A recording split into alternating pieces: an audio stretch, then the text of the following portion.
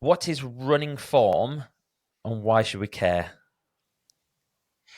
Well, running form is basically the way that we move. So everyone moves differently, but I believe that if you start to work on your technique, you can start getting rid of some of the injuries and inefficiencies. So we've got a big tendency these days for people not to have any idea of what they're doing and the way that they move.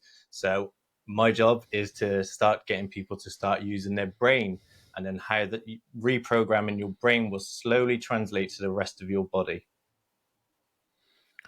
Reprogramming your brain. What's that mean? Dig into that. So, uh, in our brain, we have synapses. So, everyone's synapses are wired up for the way that they move at the moment. So, you've all got very strong connections between your bonds and your synapses. But essentially, when we're trying to change our movement, we're trying to rewrite new synapses. So, one of the ways I would explain it is if you were sort of a carpenter on your first day of work and you were trying to hammer a nail into a piece of wood. You're not very good at it at the start, but with time and practice, you get better and better. So these synapses only strengthen their bonds when we sleep. So you can spend all day working on your running technique. It's not going to happen overnight, but over time, when you practice for minutes and hours, day upon day, then you'll slowly become more and more efficient. Would you tell us a little bit about your background? How did you first become into / obsessed with this topic? Yeah, so um, I was electrician by trade, and then I used to play rugby a lot. Was getting injured all the time, so I thought, okay, maybe this isn't the sport for me. I dislocated my ankle, I tore the cartilage in my ribs, and tore hip flexor all in the space of a year. And I was a self-employed electrician at the time, so it wasn't really working out financially that I was keep putting my body through this. So I decided to take up running sort of as a bit of a hobby, and I was suffering with typical aches and pains. So, particularly in my hip flexors, my lower back. And I started working with a local running coach. And we worked together. She gave me a tip or two on technique, and I was sort of still feeling these pains and aches all the time. So, I knew something wasn't quite right. So, with my typical sort of ADHD obsessiveness, I started going down the rabbit hole of reading book after book, trying to sort of like decode what was being taught to me. So, uh, when I was working with her, we tended to do a lot of threshold work. So, 3 or 4 times a week, and my body just wasn't adapting to that, especially working in a manual labor job at the time. I was tired and burnt out, so I ran a 2:04 half marathon for my first time, and then worked with her for 9 months, and I only got down to 1:55. So not much progression. And seeming as on the first one I did, my legs seized up, and I still got a 2:04. I didn't make in terms of me. I don't think I made any progression in that time. So I started reading The Lost Art of Running, which is a book by Shane Benzie.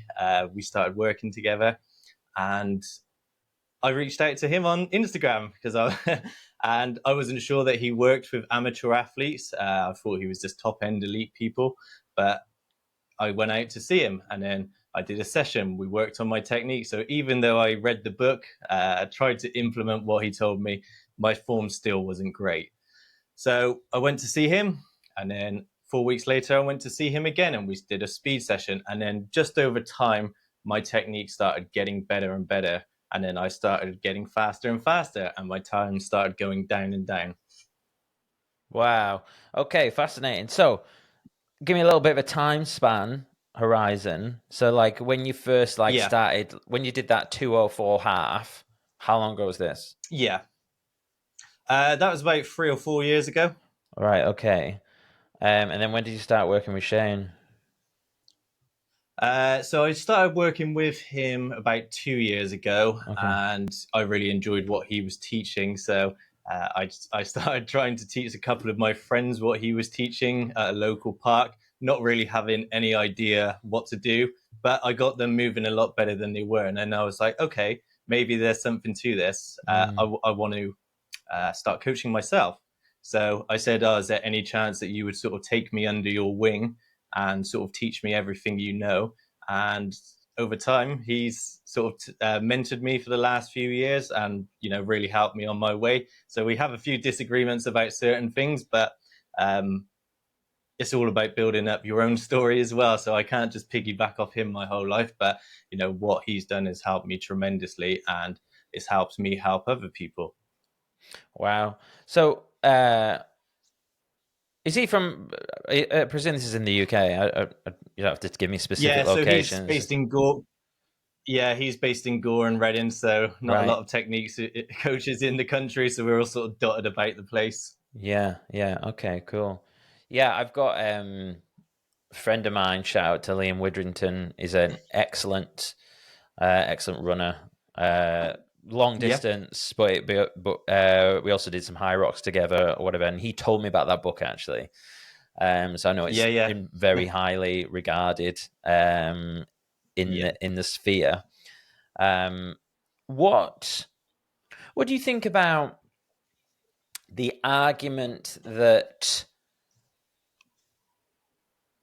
more injuries, quote, more injuries coming from Yeah. people changing their form than having bad form? Like, that's something you hear a lot. Mm-hmm.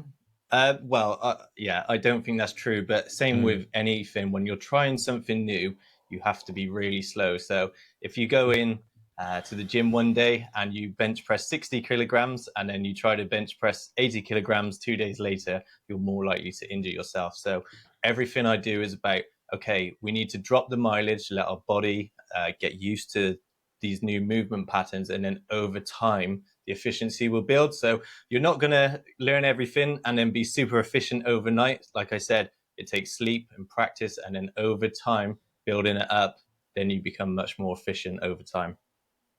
And would you, like, when you're training technique, is it Yeah. similar to, would you be doing like 400-meter or 1K drills or like zone 2 things? Do you do a So combination? I don't really. Oh, sorry. I don't really try to drill anyone. So what I'm trying to do is, like we said earlier, I'm trying to reprogram people's brain. So I could send someone out and tell them what to do for 400 meters or a kilometer. But if they don't have the understanding of why I'm telling them to do it, so in my sessions, it's all about retraining that brain and understanding how to load your body properly, rather than just telling you to do something. Because if you don't understand why you're doing it, then you're just going to go back to the old movement patterns. What are some of those core concepts that you try and teach? So it's all about how we can start using our fascial system and stop using the over reliance on muscles. Obviously, we have to use muscles to run, but the more we can tap into our fascial system, it sort of acts like a spring for each step. So if our bodies are in the correct position, our feet are hitting the ground correctly, then we get to get more free energy, which over time makes us more efficient runners. And could you just delve into a little bit more about what fascial means? Yeah, so sort of for the last 400 or 500 years, we've sort of seen the skeleton as the chassis of our body, and then our muscles and tendons are built on top. But really, I got a little prop here. So Nice. our bones and muscles and tendons are all sort of floating in this sea of tension held together by fascia. So the more we can utilize that, the more our running economy will increase. So we need to get out of the idea that the skeleton is the chassis of our frame. No two bones in our body touch. Well, if they do, you've got chronic arthritis, so you're in a lot of pain. So um, we need to start seeing ourselves as movers, as a whole body moving and twisting and everything working together, rather than I'm just doing something with my legs or I'm just doing something with my arms. When one thing moves, the whole body moves with it.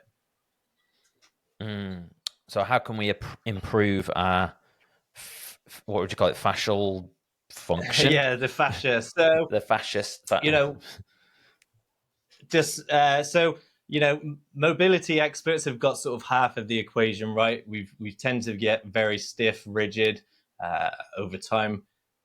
We've sort of become sort of like hunched over. Everything's sort of stiff and rigid. So we can start mobility work, that's one part of the equation. So yoga has done a really good job of getting people much more flexible, but we also need to train our system to be bouncy as well. So fascia has the ability to still be stretchy, but it's also responsible for our body's natural spring. So if we're doing lots of yoga and doing lots of strength work, then we're missing on that ability to integrate our whole body as a sort of springy fascial system. So if you don't want to run, you could do something like skipping. Anything that's getting that body moving up and down will increase your chances of being able to hold yourself in good positions from day to day. So one other thing is that fascial system completely regenerates itself every 7 months. So we've sort of fallen into a trap of, even when we're talking now, so most people will be sitting back in the seat and their back is unsupported. So as I'm talking to you now, I've got my laptop on the I've got the laptop at head height, so everything's on the horizon. I'm keeping my head on top of my shoulders, on top of my hips, so everything's stacked up. So if you want to start integrating some of this, you can start by at work. 5 minutes a day, I'm going to slowly come forward a couple of inches. Your back is going to get very tired at first because you're asking it to do something new. But the more and more you do it, the more efficient you'll become, and the more that will translate to your running economy. So try and keep everything up, eyes on the horizon, and then that will also lead to improved running economy. So you could effectively spend, if you're an office worker, you could be spending 7 or 8 hours a day training for your running while you're at work. Okay, interesting. I remember I used to have pretty terrible posture, and I got you might have seen these. It was about 4 years ago. Like I seen them, and they were like all in my Instagram ads, and it was like a thing that you like stuck to the nape of your neck, and it was like connected to your phone, and then when you like moved like out of that alignment, it would like set off an alarm or I've not vibrate. seen that before, but maybe it's worth having a look at. To be honest, I wouldn't recommend it. It was just weird. Like, do you know what I mean? It was, I had like one of those like Scotch like stickers, and you'd like, it's just weird having that stuck to your back. To be honest, the thing that improved my posture was lots of strength training and like standing desks and stuff like that. I think okay, that's good. This desk is an uppy downy one, so which is like a high level move. I would definitely recommend. My one at work in the office, because I didn't want to be like a pain in the ass, like saying, "Oh, like buy me a new desk." I was just like, I just built my own standing desk out of like bits of random shit in the office. So there's no option to sit down at work. So it's like when I'm in the office, I'm stood up all day. But it's amazing actually when you don't have the opportunity. It's kind of like you just get used to it. Whereas like, you know, I go on about the uppy down desk, but I'm much more likely to sit down because I've got the option. But I think I don't know. But even now, like when we were talking that, I always try to like keep myself straight, engage the core. But doing that for like 7 hours, like you've got to have a pretty solid core. I don't know if anyone could do that without hunching a little bit. So, you know, typically hunter-gatherers and stuff, you know, they don't spend all day with the perfect posture, but they're not spending their time sitting at sofas, sort of everything collapsing back. So everything we can do in that period can help start strengthening our posture. So you can build up to it. There's no reason why you can't, but it is normal. And our body does need to flex. So it's sometimes good to get in posture, but we need our default position not to be a poor posture, because our body doesn't want to create any waste any energy creating the perfect posture if we're not going to use it. So things like our mid traps will start to slowly switch off over time. So you see people's shoulders getting more forward and more forward over the years, which also affects their running economy. So the more time that we can spend upright with a straight back, the more time we're spending training. Do you do any meditation? Yes, I do. Well, I do a thing called HRV breathing more than meditation. Okay. So I know we were going to talk about this, but so we've got two brains in our body. So we've got the brain, sort of the thinking brain, which everyone's very aware of, and then we've got the parasympathetic nervous system. So, when we're working out, when we're in high stress environments day to day, then we're ramping up that sympathetic nervous system, and then we've got the parasympathetic nervous system. So our parasympathetic nervous system evolved way before we had brains. So if you struggle to understand how a spider moves around the room without having a brain, then this is why, because it reacts subconsciously to everything you do. So if we're in high stress environments all the time, we'll slowly become more ramped up in the sympathetic nervous system. So this is where you start feeling anxious, and this can also translate to your posture. So if you've had a traumatic childhood or traumatic life event, then you can see the tendency of people's posture getting in that fight or flight defensive mechanism. So even just pulling your shoulders back from day to day when you walk down the street, having that chest open shows that you're in control of your own body and that you're activating that parasympathetic nervous system. So so in terms of, everyone's got a smartwatch these days, or most people do, and it tells you your HRV. That tells you your balance between your sympathetic and your parasympathetic nervous system. So HRV breathing is more like 5 seconds of a slow inhale and then 5 seconds out, and this can really start controlling your system. So any of my athletes, I say, as soon as you finish your workout, do some HRV breathing. Before you go to bed, do some HRV breathing. And then this can start to regulate your body over time and allow you to be much more confident, and it will enhance your recovery probably better than anything bar sleep.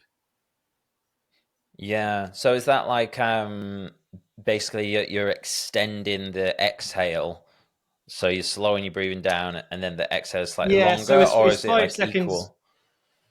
It's five and a half. Well, it's between 5 and 6 seconds in and 5 and 6 seconds out. So I usually do five and So a it's half just to meet right in the yeah. middle. So it's equal breaths, and then that starts to synchronize those heartbeats, that HRV. So getting it in alignment with the rest of your body. Okay, interesting. Yeah, I was there. The reason I asked you about meditation is because we were talking about posture, Yeah. and like it's something. It's probably one of the one things that distracts me from my meditation is how's my posture. I'm sat there in the morning, like cross-legged, Yeah. and it's like it's an interesting kind of, maybe there's some crossover to like running posture and stuff, where it's like how much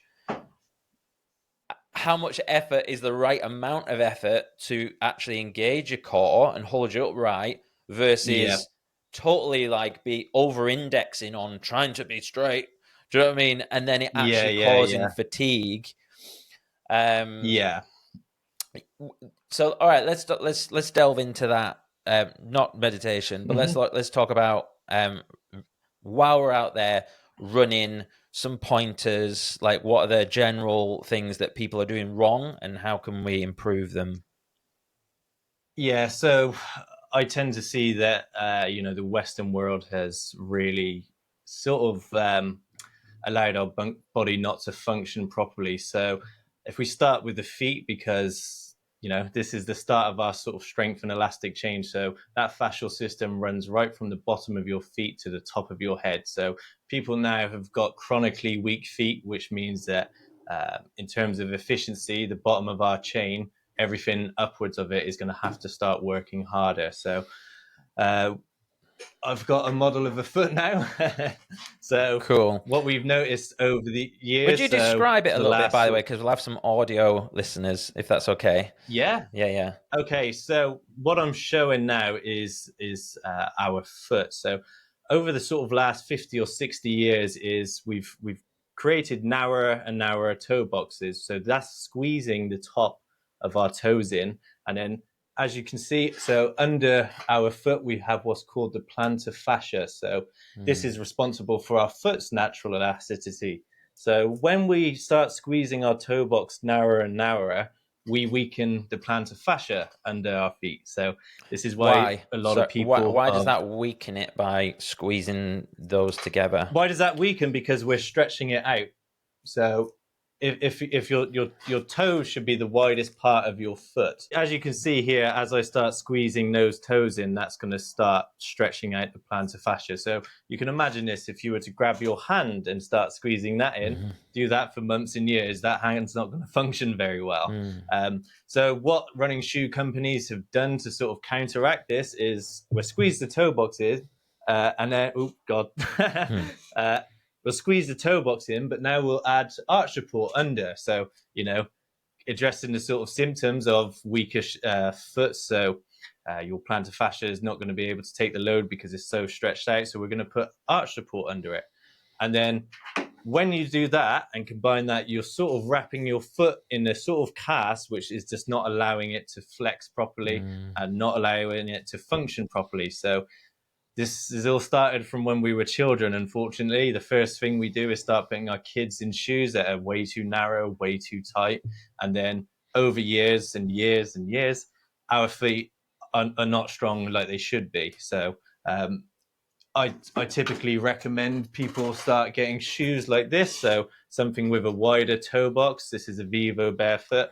I'm not saying that you have to go out and run in it, and I don't really advise going out and running it. But if you can wear this from day to day, your foot is going to strengthen over time. So you can see sort of how much that shoe flexes and moves, and there's no arch support in it. And now you're allowing your foot to function as it should. So we didn't evolve to have these super cushioned shoes, super narrow toe boxes, but our body is very good at adapting. So it will adapt to whatever we put it in, but it doesn't mean it's optimal. Yeah. I've been Vivo pilled as well. So I've been wearing them for a little bit. And I remember my coach basically said the same thing as you said: walk in them, don't run in them necessarily. One of the things I noticed when I started wearing them was that I almost got like, it felt like it was almost like DOMS in the, what's that bit along the bottom, the bottom of your foot, whatever that's called. Is that the plantar fascia? Is that sort of the arch of the foot, or the sort of and it was almost fascia? like it felt like it had been stretched. Yeah. I could have always likened it to like the first time you like walk on a beach as a kid or whatever, and your feet aren't used to it. Is that a good thing to be getting from the shoe? Yeah, but the same as with running technique, don't expect instant results, build up over time. So I think if you wear Vivo Barefoots for about 6 months, you get a 60% increase in foot strength. But same with anything, don't go into just trying to wear them full time every day. I found that I could adapt quite quickly because I was on my feet quite a lot with my old electrical job. So they were relatively strong, but same with anything. If you go from not using them to trying to use them all the time, then expect some soreness, and then just sort of ebb and flow between normal shoes and then uncushioned, unsupported shoes. And then over time, you'll get to transition to it. So you can run in it, but I don't recommend to for new beginners. I can run quite long distances in them because I've taken the time to strengthen my feet over years, but it hasn't been an overnight thing. So in terms of shoes, we want to use shoes because they can give us extra spring in each step. So, there's a reason why there's foam under our shoe to help propel us forward. But unless we know how to utilize it to its full potential, then we're just losing energy. I suppose, because one of my next questions was like, is there anyone that shouldn't be, wearing the barefoots? And I suppose it's probably a similar analogy to someone who is a newbie in the gym and maybe they're overweight or whatever, and then they're not going to go straight in and start training 6 days a week.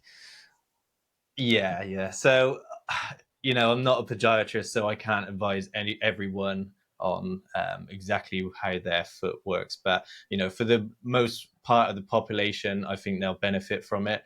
If you've got super collapsed arches, then I think some people should be wearing arch support if they've got to a state like that. I'm not really a foot expert. I'm more of a running technique expert, but I think most people will benefit from strengthening their feet over time. If you can't wear them straight away, you could start trying to integrate some small foot exercises to start strengthening it up, and then maybe you'll start to restore that arch over time.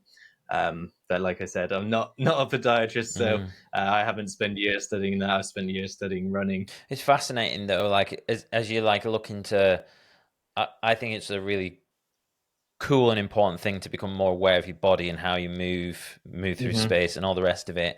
And the barefoot shoes are a beautiful example of that. I feel like I really started noticing like toes, like what toes were there for. And then versus like I'd be running in a pair of carbons, and I would even notice like my toes were like numb at the end of the run, and I'm like, they're literally not being used there, are they? Because they're so structured. So I'm sort of an advocate of, if you want to wear carbon shoes, save them for race day. Obviously, you wear them a few times so they get worn in a bit.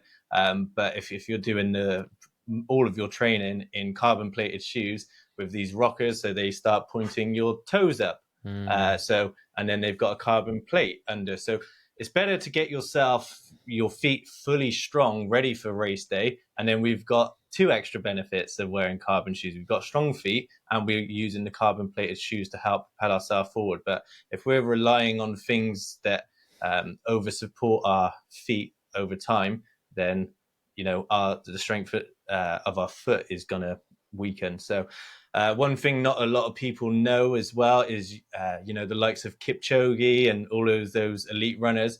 They've got carbon plated shoes, but they're not built like the same as everyone who buys theirs off the shelf. So they've got a lower heel to toe drop, they've got a wider toe box, they've got specifically carbon designed shoes for that person, whereas Nike will sell 8mm heel to toe drop in most of their carbon range, whereas Kipchoge has won most of his races in a 4mm drop. So a lot more natural, a lot lower, and allows his foot to function much better. While we're on shoes, we're hopefully going to get into do a little bit of a live assessment demo at some point. So we'll maybe maybe touch on this. But probably a lot of people will be familiar if they've had issues with their knee. They've gone to a physio. They've said they're overpronate or they're underpronate. Go get yourself a structured shoe. Spend £200 on a shoe. Go on a treadmill at a running shop and all the rest of it. I went down that road, like 10, 15 years ago.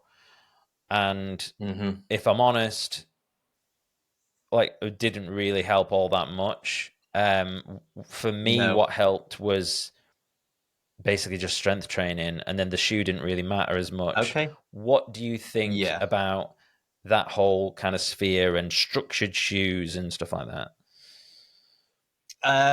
So we've been sort of taught the last God knows how many years that pronation is a bad thing and that our foot needs to be perfectly stable. But if you look at all the elite runners, every time they hit the ground, their foot pronates in, and that stores elastic recoil. So as you land, you should land midfoot, and then your foot should collapse in. Sorry, you should land midfoot, and then your arch collapses in, stores that elastic energy, and propels you forward. So overpronation is of course a bad thing, so we don't want our foot to be collapsing too much, but it's natural for our feet to pronate. So if you go to a running store and they say, well, your feet are pronating, you need an extra wide stability shoe, I don't really believe in that. You can go down the rabbit hole with that as well. So running shoes are sort of trying to address the symptoms of the problem, so trying to make it comfier to help with the way that we interact, the way that we're hitting the ground, how our foot is rocking and rolling. If you're landing on your heel, your foot is going to twist and turn. And if you land on your forefoot, that's going to overuse your calves and Achilles muscles. So when we land with a midfoot strike, that's a fully stable landing. So we've got equal pressure between the forefoot and the heel, and then that stabilizes the foot. It should pronate slightly, to store that elastic energy and then propel us forward. Okay, cool. So we've done the feet, we've completed that. Let's move up the body. Yeah. What's the next point Okay. of interest or optimization, if you will? Well, like I said, so about 84% of people tend to overstride and land with a heel strike. If you were to wear a pair of Vivo barefoots and try, or even run barefoot on the concrete, you would start to correct your side within a few steps, because your feet don't like smashing the ground with heels. But we've added an inch of foam under our feet, and we don't have a lot of nerve endings around our heels. So we've really lost that perception of how we're landing. So we've got an average of 250,000 nerve endings in our feet. But what's happened is that we've sort of switched off the connection between our brain and our feet, because we've been padding them and wrapping them in a cast for so many years.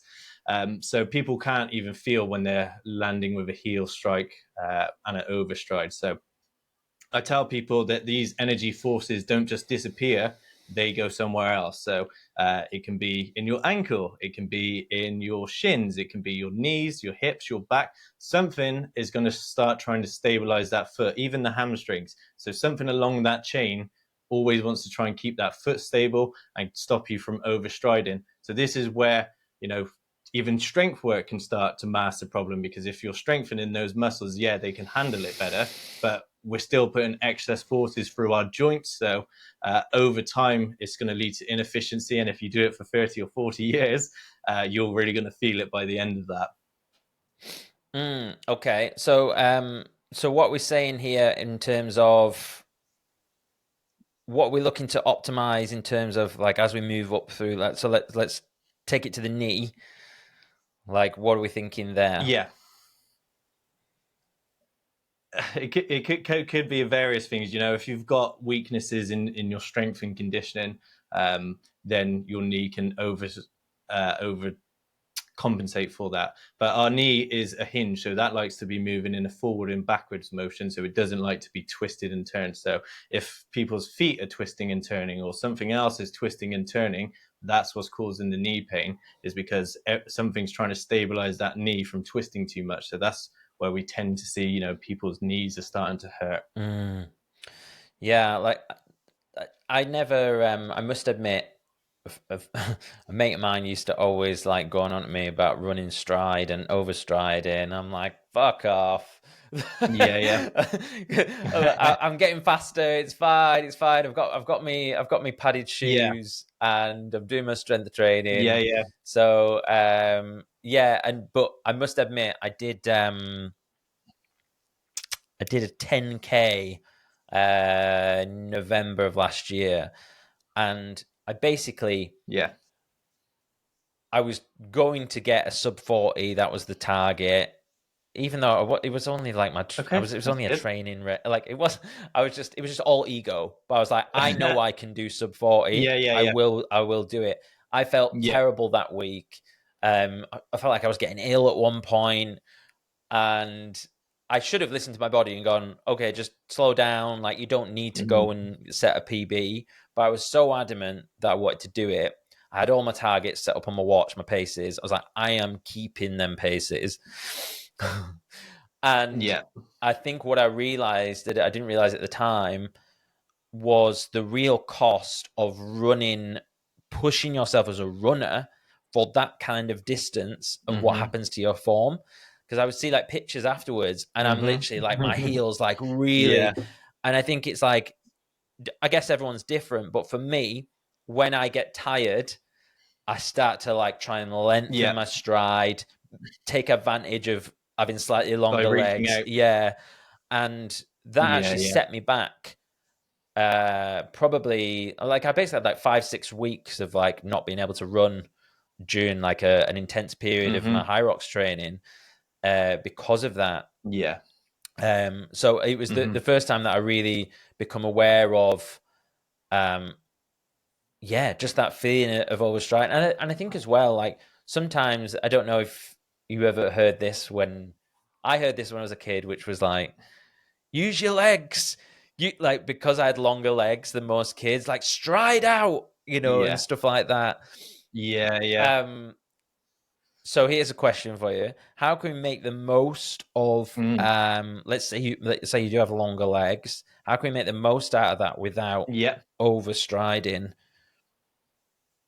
So this is where the issue comes in, is that people try to reach out everything in front of them in order to increase their stride length. So as runners, we want everything to be going backwards in order to propel ourselves forward. So our legs, when they're coming in front of us, they need to start working backwards, and then we push the ground backwards and our arms are swinging backwards. And that is where the stride length needs to come from the point of where you push off to the point of where you land, not by trying to reach your foot out in front of you to increase your stride length. Because when you do that, you're just using your body as a sort of shock absorber. So this is where the injuries and pains and stuff come in, is because people are trying to reach out in front of them to increase their stride length. But our stride length should be from the point of the push off to where it lands. So, and that landing phase needs to be working backwards to stop the overstride. So, you can create really long stride lengths if you want to reach a heel out in front of you, but then we're losing the ability to tap into that fascial system because our body's now acting as a shock absorber rather than a spring. Right, I see. What's the bow? So the bow comes from the ability to have your sort of head stacked on your shoulders on top of your hips. So we spoke about earlier, people who start rolling their shoulders forward, that starts to tap you into an anterior chain dominant movement pattern. So the front side of our body is predominantly built for power. So if you think squats or bench press, or if we were to have a fight with each other, everything's sort of coming from the front. So we're we're more powerful doing things in front of us than behind us. Obviously, I know the weight goes on the back on your shoulder on squats, but we're using the quads a lot more. So as endurance runners, we want to be tapping into our posterior chain. So if you think running, rowing, cross-country skiing, everything's sort of going backwards. So the ability to pull our shoulders back slightly, get your head on top of your shoulders, on top of your hips. So when you push off effectively,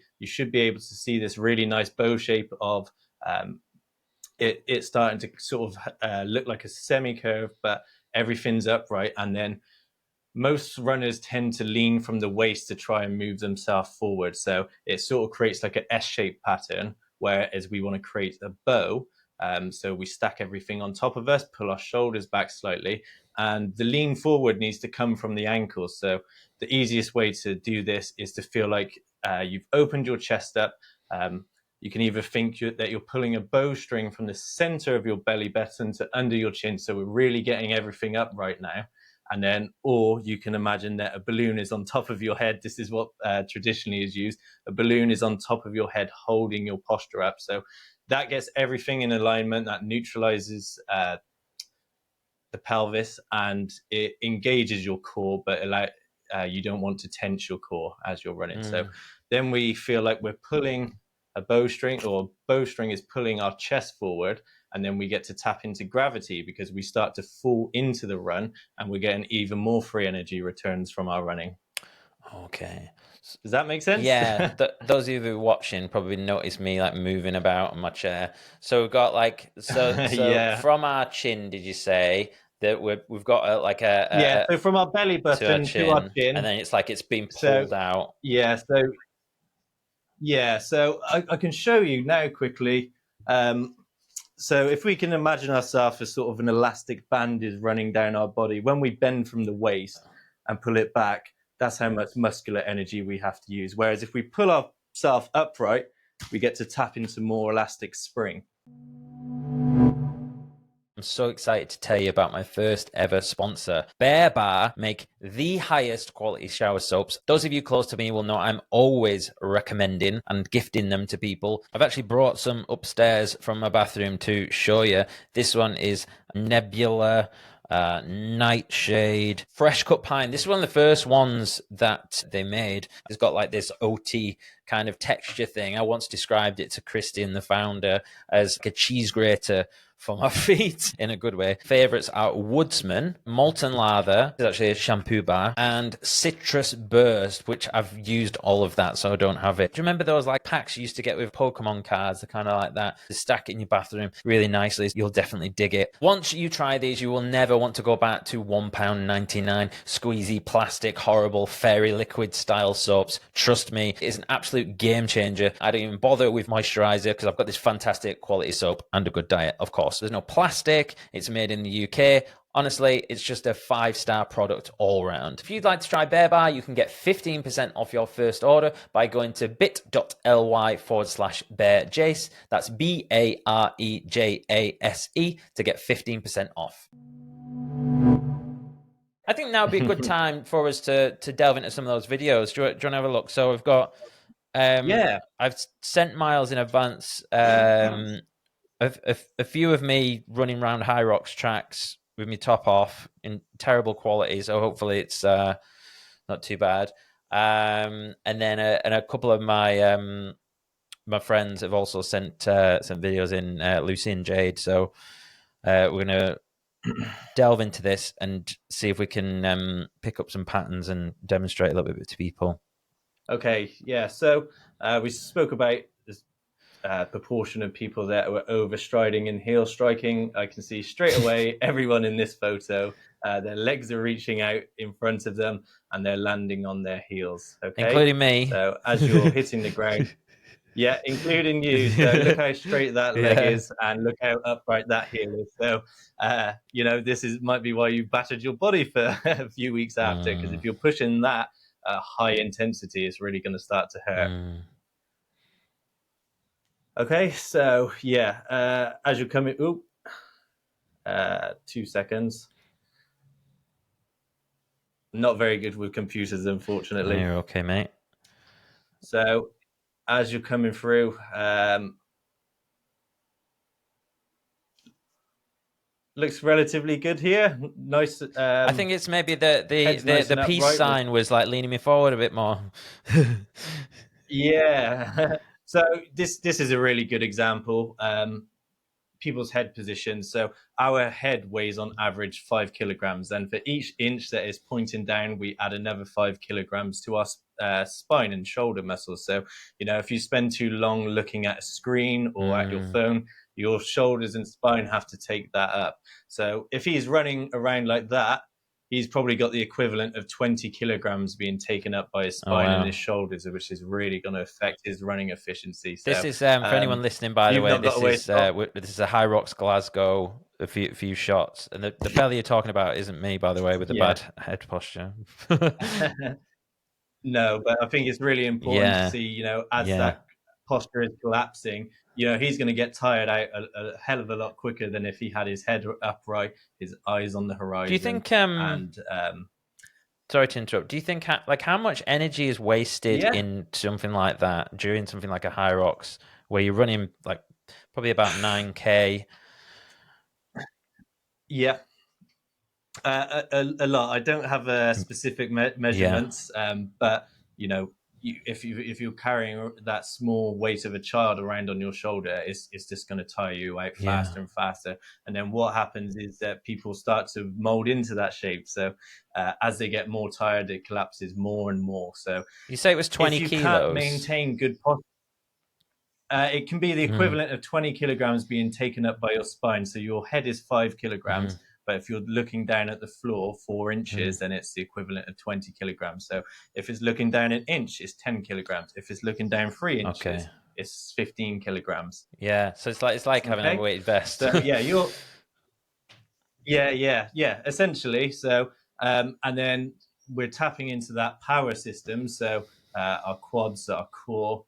And then this isn't really built for endurance, so then you fatigue faster and faster. So if you can't maintain the perfect posture, it's better to walk, let your body reset, and then go back to running perfectly, and then your efficiency will be much better over the race. Okay. So here he comes again. As you're coming through here, so we got quite a nice side-to-side motion, which is really good. It's quite rare to see that. What side-to-side? So just like arms across body type thing?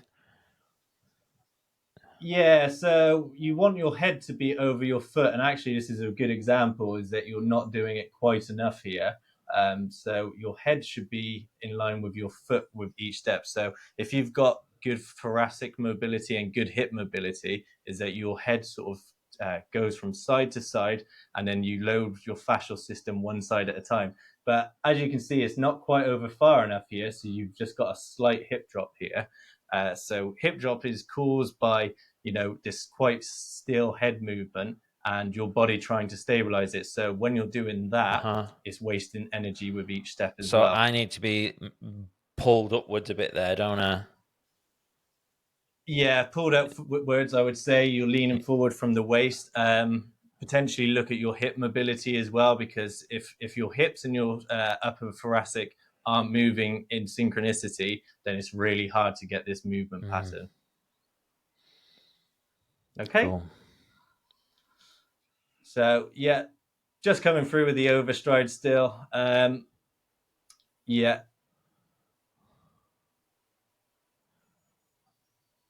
Yeah, so even here, as you're coming through here, we need to get your arms coming much further back. So it looks like they're just sort of joining along for the ride at the moment. Further back. So we want to use all. Yep. So yeah, you need to be driving those elbows back, and then when you do that, so you don't want to drive it back with muscle. You just want to feel like you're pushing it back, nice and relaxed, and then that will store elastic energy in the shoulders, and then everything should come forward naturally. So one of the other runners later in the video doesn't do it very well, so you can see that her vertical oscillation starts to go up. Excited. Yeah, so we need to get those arms nice and relaxed from the shoulder. And if your shoulders are pulled forward, and as you can see here, you're getting tired. That actually, that's the start line.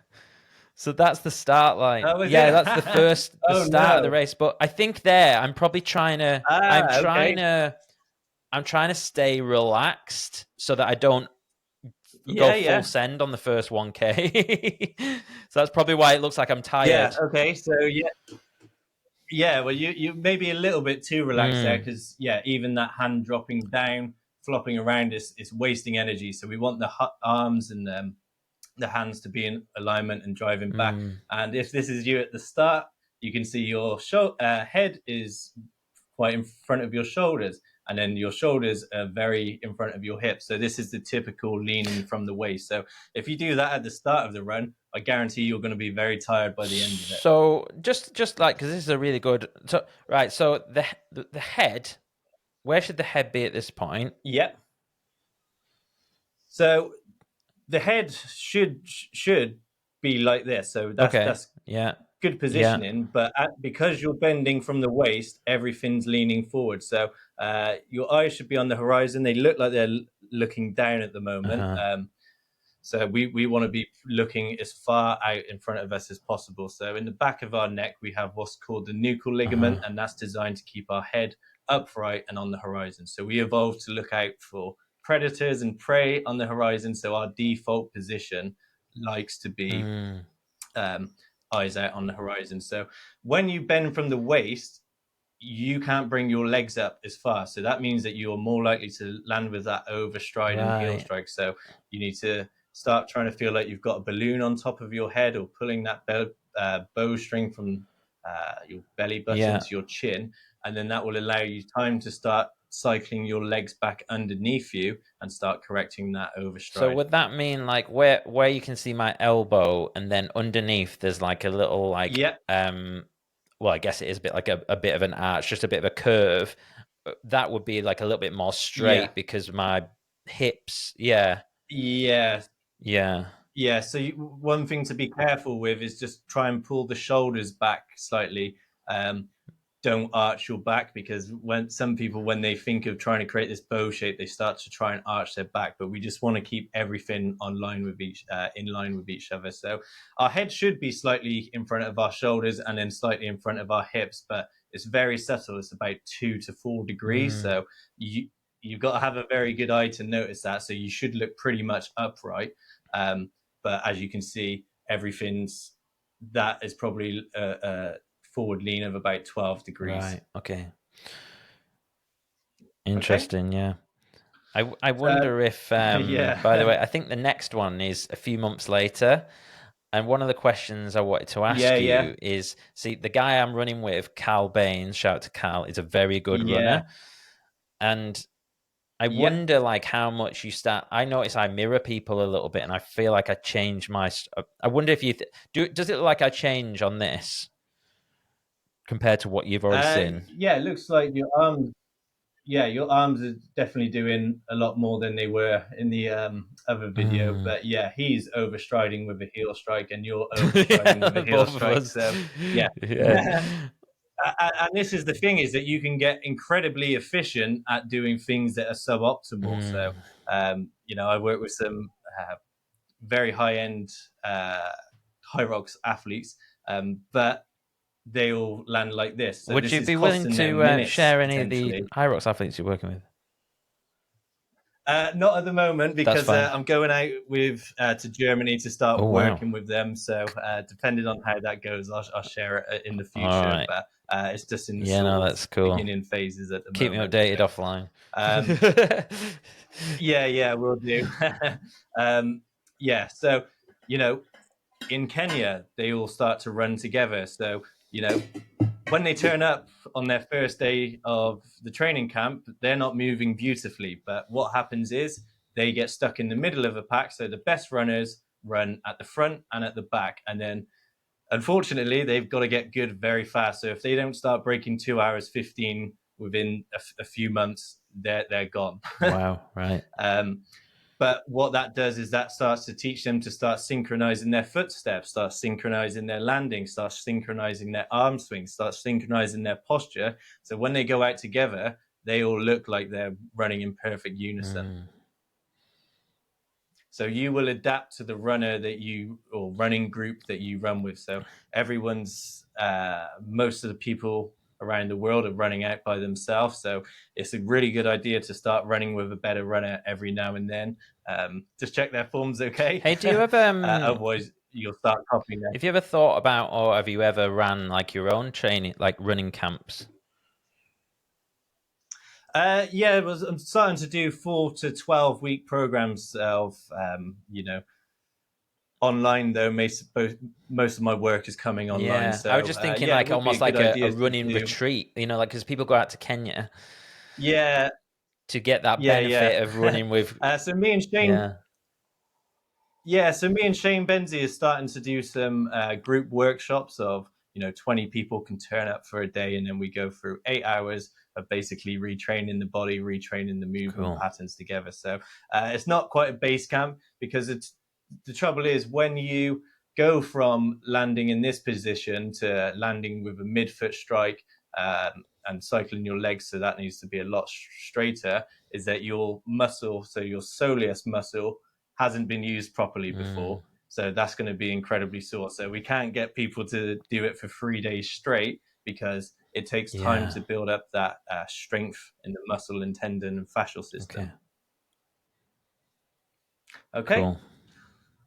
So as you can see, you're really trying to reach that stride out in front of you to increase your speed. He's much faster than me, so I'm probably trying to overcompensate. Okay, here's Lucy. Shout out Lucy Jackson Jones. She's pretty good runner. She looks like to here she's landing relatively on her midfoot. She's able to tap into that fascia under her foot. Really nice running. I probably would like to see her just cycling her legs back a little bit, just to the cycling legs back. Is this about the hips again, like the bending from the? No, so if we go back to where you were, so 2 seconds. So as you've stretched your legs out, that needs to be working backwards. So the easiest way I can get people to start understanding this is if you were to stand on a treadmill that wasn't moving, and you had to get that thing turning under you. So you would start cycling your legs back. So you should be cycling your legs back and then pushing back and then that would get the treadmill moving. Okay, so you wouldn't be trying to get that treadmill moving by trying to reach those legs out in front of you, would you? No, that would make it spin the other way. Yeah. So that's an easy illustration of how much energy is being wasted, is that you're basically slamming on the brakes and basically forcing everything the wrong way with every single almost step. like a push instead of a pull. Yeah, so this is really important, that we don't want to be pulling ever. So our hip flexors are incredibly weak muscles. They're not designed to be lifted for thousands of reps. Everything wants to be pushed from the glutes. So as you push back, you're activating your glutes. When you push from just under the forefoot, so sort of between the center between your heel and your forefoot, that will activate your glutes more. So if you push off from your toes, you'll be using your quads and your calves. Yeah. And if you push off from your heels, you'll be using your hamstrings. So if we can push off right in the center of that foot, that will open up the glutes. So they're the powerhouse of our running. So you don't want to be using muscles. So we never want to lift our knees either, because now we're just using hamstring muscles. We don't want to be lifting our heels, then we're using hamstring muscles. If we start lifting our knee, we're using hip flexor muscles. So the only muscles we want to be using down here really to propel our run is the glutes, because they're designed for that power. Okay, so obviously we use all of our muscles in running, but we want the most of our force to be coming through the glutes. So yeah, one thing I notice here is that she's driving her arms quite high up, and I think it's particularly with the left one. You can see here she's going way higher up with her left, because she's really trying to drive that arm up in front of her.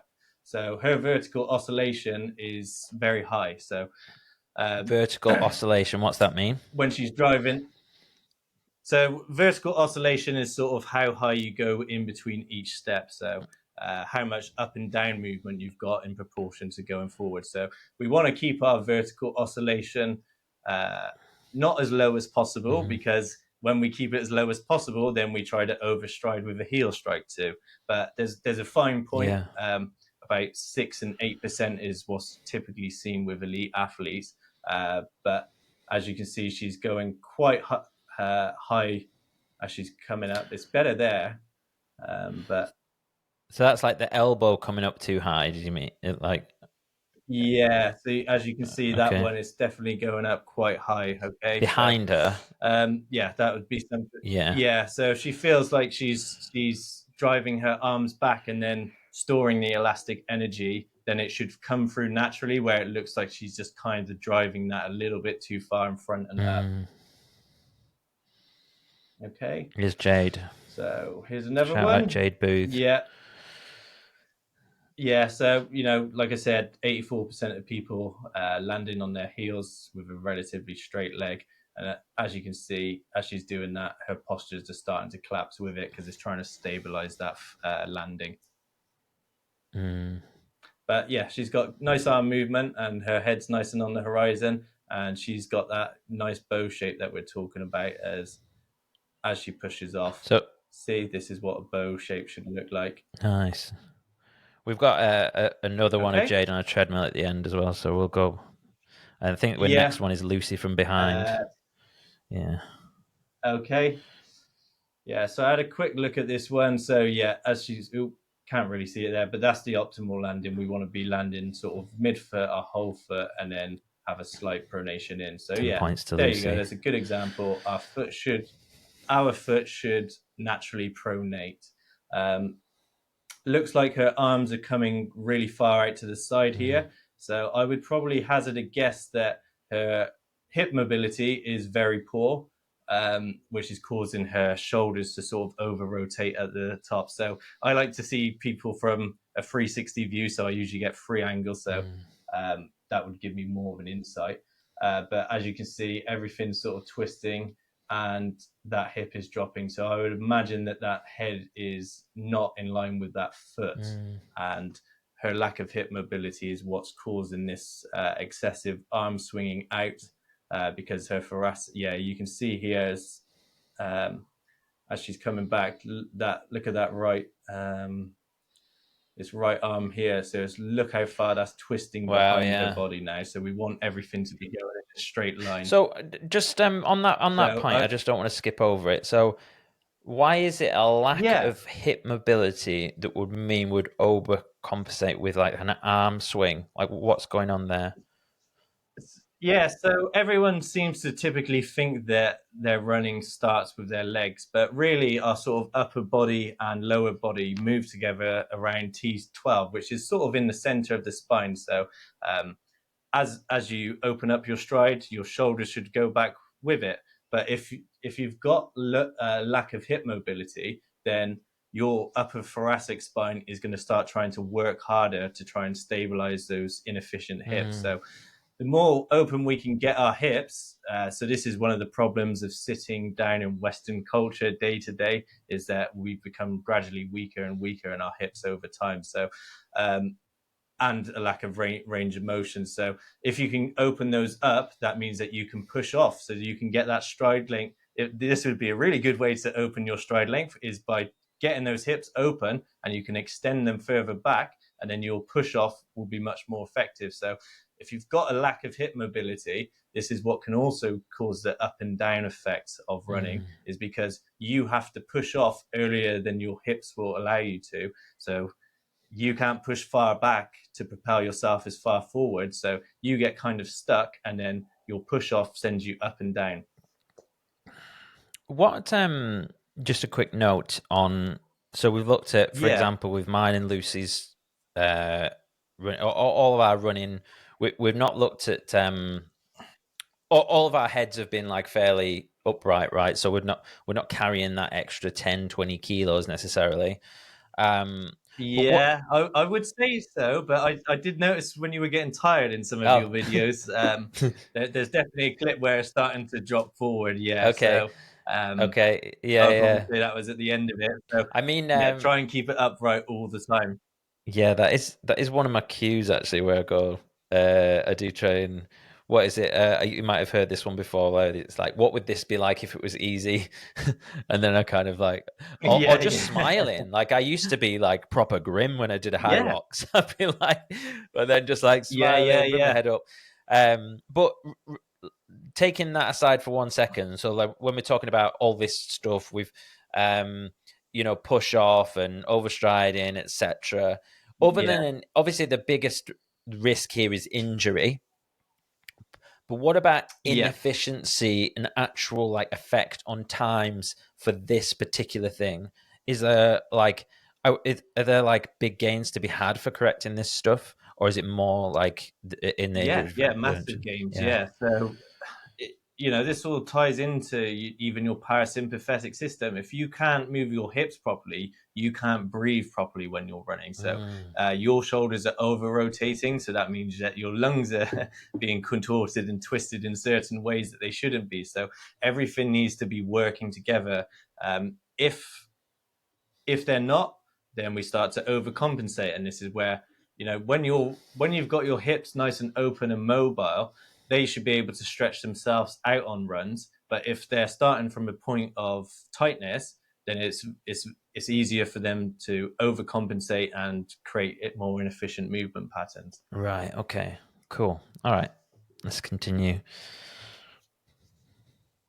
Okay. So on to the next one. Ooh. Yeah, so head in a perfect position. She's got a very nice bow here. So really impressive. As you can see, it's frozen for a second, but like we spoke about earlier, we're still got that straight leg and landing with a heel strike. So she's got really nice fluid movement. To be fair, her shoulders and her hips seem to be working together. Her hips seem to be going right far back, and that's pretty much second to none in terms of posture. Wow. So she should be really happy. She's actually a coach, so she'll be happy. She'll be delighted. Oh, yeah, you should see her RDLs. Yeah, probably a lot better than mine. Yeah. But yeah, so for her, I would try to imagine trying to, get that treadmill moving under you and just play around with trying to point your toes down. So try sort of putting myself out of a job here, but it's really important to start videoing yourself because you can't correct what you're doing unless you see yourself. Well, you can correct it to some extent, but you can't argue against video evidence. So if you can start filming yourself more regularly and start feeling your body. So when you land midfoot, everything should start feeling a lot more springy, bouncy, and helping propelling yourself forward. When you're starting to cycle your legs underneath you, it should pretty much instantly feel more efficient. Obviously, it's going to be harder at first because you're using your brain to integrate new movement patterns. So you're overworking your brain, but the more time you do it, the more efficient it becomes and more natural it becomes over time. When so obviously if we start to, so if Jade now starts to point her toes down a little bit more and cycle those legs underneath her, what are some potential like key indicators that she's doing it right? Like, will there be like an extra soreness around like the calves or anything that would be? So yeah, I think I touched on this briefly earlier. So whenever you're working on technique, it's a really good idea to drop your mileage significantly. So if you're running,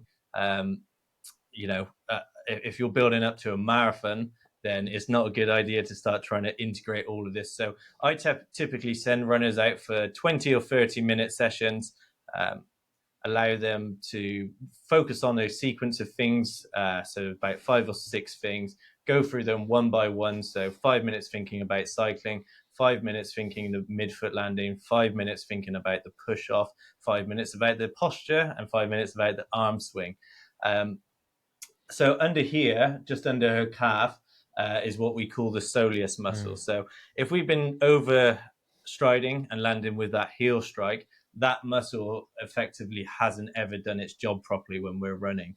So it's very common for people who start trying to land midfoot strike and start loading that feet and the soleus muscle correctly to feel a little bit of soreness. So I just say don't stretch, just massage it. So we don't want to stretch muscles that are sore because then we're just adding more micro tears to them. So that also inhibits the recovery period. So if anything, it's better to start off with too little running and then build up slowly than trying to go out for a 10K where you're trying to correct your foot placement and your posture and everything. So if it's better to go out and run for 10 minutes beautifully than it is to go 10 minutes, I'm going to land really well, I'm going to cycle, I'm going to have my posture, my bow, everything's good, and then spend the next 20 minutes reverting back to the old posture, because your brain will naturally go for the more efficient one. So run as well as you can for short periods and then slowly build up. You just mentioned something there. I didn't want to just skip over it. So you said not stretching if you're sore. Did I hear that right? Yeah. So if you finish a run, if you go out for a run and then you normally stretch down afterwards, what you're saying just to be like aware of? Yeah. So yeah, if you go to the gym or something and do a bench press, and the next day it's not a really good idea to really try and stretch out that muscles because we're just adding more micro tears to it. So you can massage it if anything's feeling really tight. So in terms of the soleus muscle, if I go for a run where I haven't been using it for my whole life and then it's really sore, if I start trying to load more weight through it by stretching it, then that's going to take the recovery period longer. What about in the like you can immediate afterwards? So in terms of stretching, if your body's feeling tight and stuff like that, obviously it's a great idea. We really want to be mobile people because that's going to help us move better. So if you're feeling tight, then it's a really good idea to have stretches and stuff after. But I'm talking in terms of muscle soreness, it's not a good idea to start trying to add extra load and extra tension through it. So no problems with mobilizing yourself before, after a run. Not a big fan of doing deep stretches before a run, but certainly try and get your body warmed up, trying to get those hips nice and open, trying to get your shoulders and stuff. And you should start feeling, as my hips are moving, my shoulders are moving in synchronicity. Okay, cool. And just to clarify, are you a proponent of like static stretching post afterwards? I think static stretching is great if you're lacking a functional range of motion. So if you if your body is so tight that you can't get yourself into positions that you need to when you're running, then it's good. But we don't want to go down the yoga side where we're holding these long static stretches when we're in a functional range of motion, because we want the sort of optimal level of stretchiness, so our body works well within certain ranges. If we're too stretchy, then we're decreasing our ability to be springy and bouncy, and if we're too stiff, we're also decreasing our risk to be springy and bouncy. Okay, so yeah, because I'm talking like mainly like after a hard session, like because a normal protocol for me would be we have dynamic before, and then we do a session. Let's say I'm doing a big Hyrox session, running and lifting stuff and whatever. Yeah. And then afterwards, usually, because I'm first to arrive and last to leave the class usually, then I'm like 20, 25, 30 minutes, certainly like deep in season if I'm training a lot. And I've always felt like that's helped me like stave off injury and stuff. But is that a like flawed belief, do you think? Or no, not at all. No. So we don't want our bodies to be seasoned up after our run. So it's a good idea to mobilize. I think once your body's working well, you should be able to sort of stretch yourself out on the runs a bit better. So if you're moving really well, you might not feel the need to do these deep long stretches and stuff after. I certainly don't, but now I've been having a bit of a toy around with Hyrox, and I've noticed after a session my body's getting a lot stiffer. So you're not going to have that perfect running form coming off a big old sled push usually. No, you're not. So, but even when we do things like the sled push, it's important to try and keep our head in line with our shoulders, in line with our hips, because then we're allowing ourselves to tap into that strength and elastic posterior chain, rather than curling over and then having to use more of the powerful chain. Okay, cool. Well, thank you for running through all that. Shall we drop the screen share now? Yeah. Awesome. Yeah, that was really useful. I thought it'd be cool to do that sort of thing because it just allows you to really get a live example. If you know, I know you said you're fairly new to Hyrox, but you dropped a little bit of a sled tip there. Any other things like that you've that you've seen or that people could improve on? Yeah, so I'm not an expert in Hyrox movement. It's something that I really want to start getting into. So this is why I'm quite keen to start working with those elite athletes and see what they're doing compared to amateurs. I might throw myself into a fire pit here if I start speaking about it too soon. I've only been having a play around with it for the first few weeks, but I'm enjoying it. But we seem to have the tendency of, with the farmers carries, everything slouching forward. Whereas if we pulled our shoulders back, we'd be able to tap into that posterior chain more. Same with the sled pushes, heads are down, everything's tapping into that anterior chain. So try and keep your posture upright, and then that will allow yourself to be much more efficient over time. Yeah. Okay. Interesting.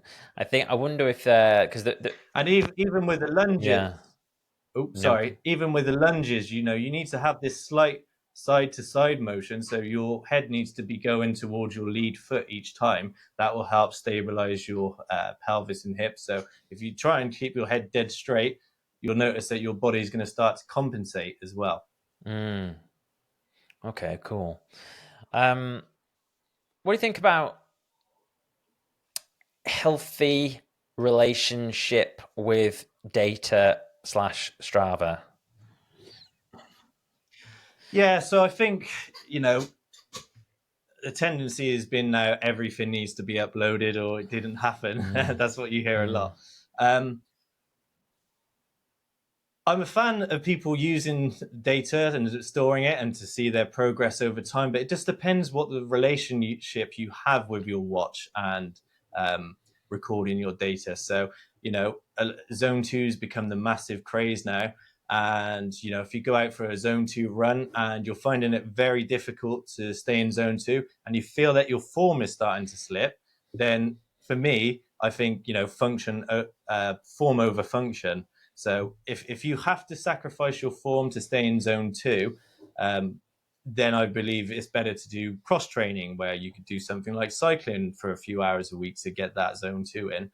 And then you can use sort of harder sessions for the running, or even low end sort of conversational pace running. So I didn't make a lot of progress when I used to do just zone two training because I felt like my form was getting sloppy. But when I would sort of come in sort of low end zone three, that's when the speed started dropping down because I was able to do it at an intensity where my body could recover, but also not pushing it too hard. So yeah, the obsession with data is, they're great. You can see your HRV. You can see when you need to take a rest and stuff. So they're really good. But if you're going out on a run and you can't stay in a particular heart rate zone, then you're starting to create this negative feedback loop of, I've just popped out of that zone. Now my brain's aware of it. Now everything starts tensing up. I start losing that relaxation of the run. And then it sort of becomes like a cyclical pattern of, the mind is now overthinking something. So even when we look at our watches, the data will change.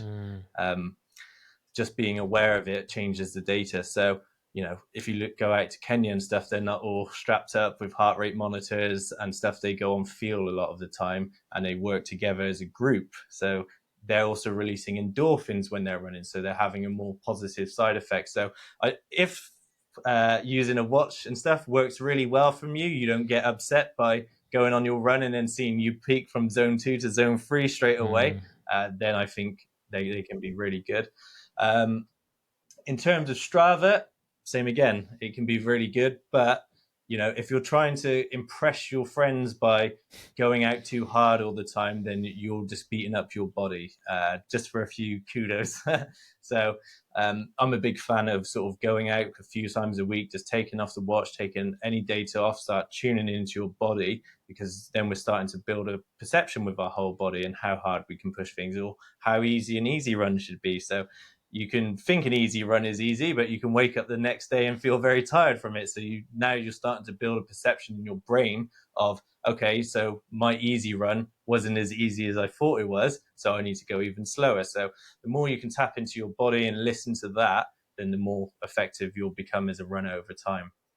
Yeah, no, that makes sense. I think when you were talking about running with other people, like the difference between me going out on a zone 2 run on my own versus with my mates is categorically a different run altogether. Like it's crazy, like how much, like the time just flies, doesn't it? And you're able to just stay in that low, even if we're at different levels. There seems to be this symbiotic thing that's happening, which is really cool. So yeah, huge advocate of running with a group. What about are there any like watch metrics that are particularly interesting? Like I'm thinking of like things like stride length and stuff like that. Are they any good? So this is like the bit I get really excited about. So I predominantly teach people running technique, but in terms of speed and improving our speed long term, we want to start looking at the data. So like what is our stride length? What is our cadence? What is our ground contact time? What is our vertical oscillation? And how do we start improving those over time? So we want to see a pattern of those are going up over time, not necessarily just an obsession of, I'm staying in a particular heart rate zone. How much can we rely? Oh, I'll give you an example. So, like, I've got this Coros Pace 3. How much can we rely on them on their own? Or because I know Coros do like a thing that you can actually attach to your foot, to get a little bit more accurate data. Like, how accurate are those metrics? Yeah, so I use Garmin a lot, but they've got like a running pod that you can put on the back of your thing. I think they're pretty accurate. They've done a lot of testing, same with the Apple Watch. I'm not really that familiar with Coros, but I imagine if it's similar, then yeah, they are pretty accurate. In terms of wrist-based watches by themselves, I think they can struggle a little bit, especially so if you put a running pod on the center of your shorts, that's going to be a really good indicator of exactly what your ground contact time balance is between your left and your right. So, you know, as humans, we evolved to be quite naturally wonky creatures. So what tends to happen is our left arm has a watch. People are obsessed with using that watch. And that left arm doesn't move at all, whereas they get their right arm overworking, so their right shoulder starts flying back more. So one of the best things you can do if you do have that access to the data is start checking your ground contact time between your left and your right, and then start learning how to improve that left side that's usually a little bit lazier than the right side. Okay, cool. Myles, this has been great. Thank you so much for your time. Before we wrap up, Thank you for having me. is there anything that we've not covered? Any sort of major topics that you wanted to talk on? Well, I can just run through basically, you know, what I would tell people to start working on. So, yeah, pushing off from that center of the foot, we're going to start activating our glutes. We need nice hip mobility to pair with that to increase our stride length. That's cycling motion. So, imagining that treadmill underneath you starts working everything backwards. Start trying to feel your body, your hips and your shoulders moving together. Getting those arms engaged, because most people's arms are just sort of being dragged along for the ride. So we've got 4 limbs for a reason. We want to use all of them to start propelling us. So nice and relaxed from the shoulders and just driving them back, and then allow that fascial and elastic energy to store in the shoulders and then come through naturally.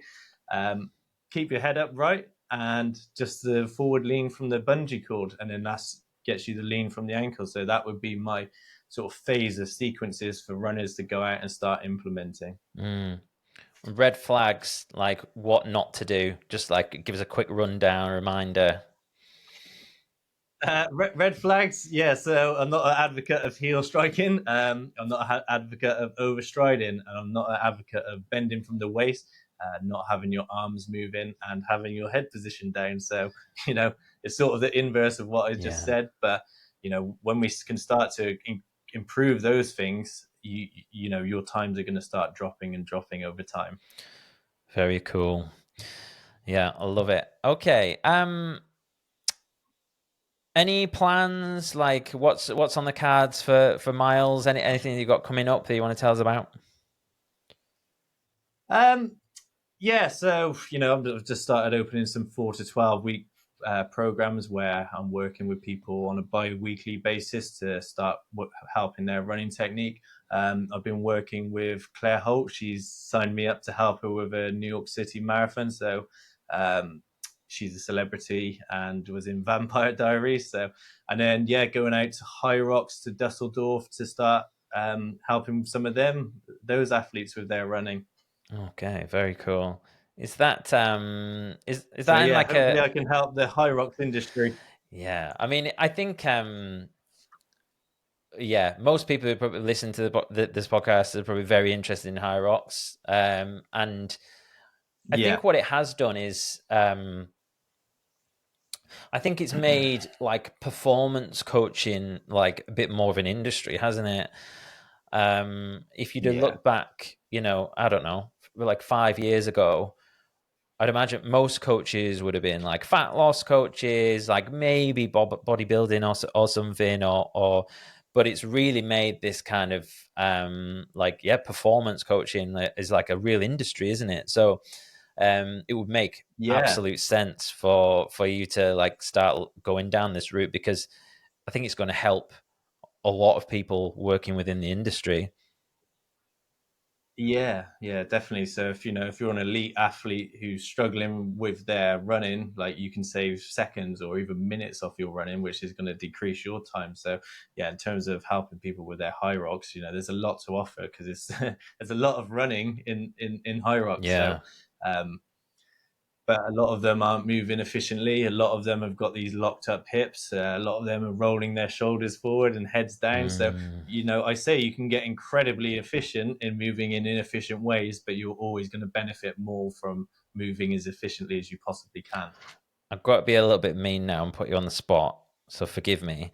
Yeah. All right, so my last Hyrox, I did it in 105 basically ish. So let's what's that? 65 minutes. There's 8K running plus there's rock, so it's probably about 9K. If I held a gun to your head, what would, correcting my running form, how much time could I take off it? So don't worry, I won't hold you to this. I'm just going to publish it to the world. Yeah, I would say a few minutes. You could, especially with the way that you're landing with that overstride and heel strike. I think if you put the work in over a series of months and stuff, you could be saving minutes off your time. How many?